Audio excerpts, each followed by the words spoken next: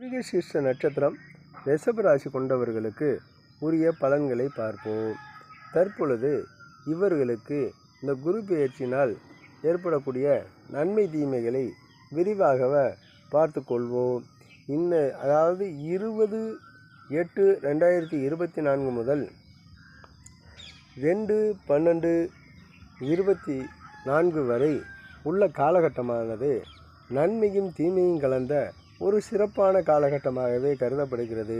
ஒரு தடவை குழப்பத்தை உருவானாலும் மறுதடவை அந்த குழப்பங்கள் நீங்கி அவர்களுக்கு தொழில்துறையில் நல்ல முன்னேற்றங்களும் நல்ல வளர்ச்சியும் ஏற்படுவதற்கான சாத்தியக்கூறுகள் உண்டு. எவ்வாறு குழப்பங்கள் வந்ததோ அதே போன்று அந்த குழப்பங்கள் வெகு விரைவில் நீங்கி இவர்களுக்கு நன்மைகள் ஜாஸ்தி நடப்பதற்கான வாய்ப்புகள் அதிகமாக உள்ள காலகட்டமாகவே கருதப்படுகிறது.